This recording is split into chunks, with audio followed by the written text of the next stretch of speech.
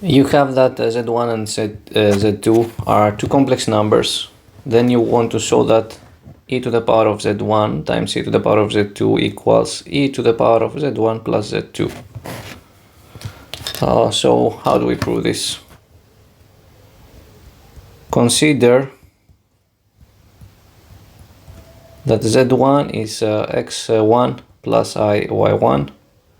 x1 and y1 are real numbers. z2 equals x2 plus I y2. x2, y2 are real numbers. We start from the left hand side.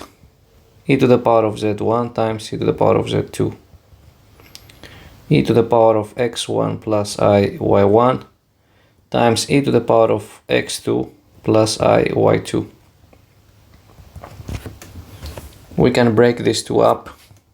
E to the power of x1 times e I y1 times e to the power of x2 times e to the power of I y2.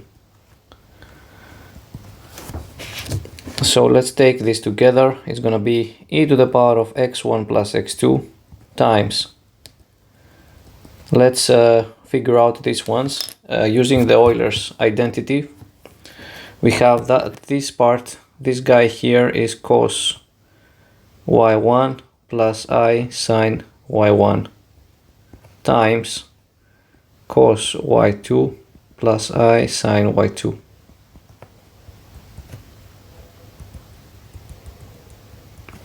Let's expand these brackets.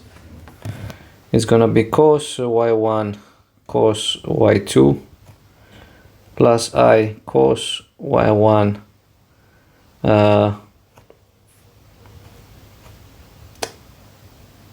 sine y2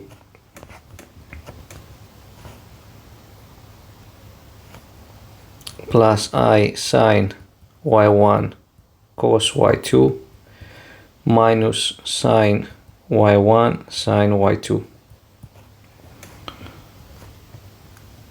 Let's split the real part and the imaginary part in the quantity that is inside the bracket. So we have e to the power of x1 plus x2 times the real part is cos y1 cos y2 minus sine y1 sine y2 plus I sine y1 cos y2 plus cos y1 sine y2.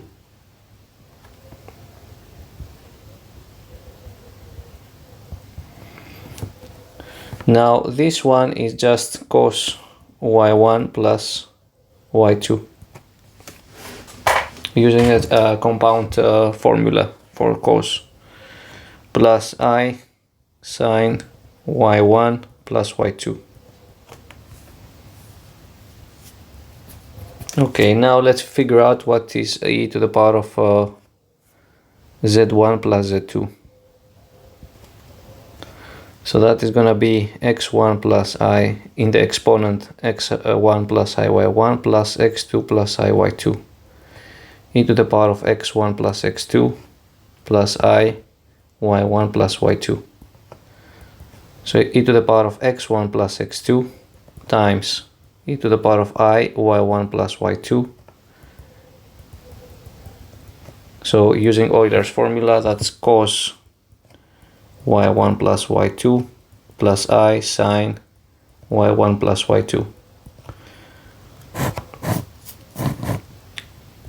which is what we have here. So one more step, that is e to the power of z1 plus z2. And that concludes the proof. We start by, let's give an outline. We start by defining the two complex numbers z1 and z2 in Cartesian form. We define the complex numbers in Cartesian form. Then we start from the left hand side, and then you see that you have these complex exponents and you get rid of them by Euler's formula. And then using compound angle identities, you brush up the quantity that is inside the brackets, which is a complex number. And then you end up with the final conclusion that when you have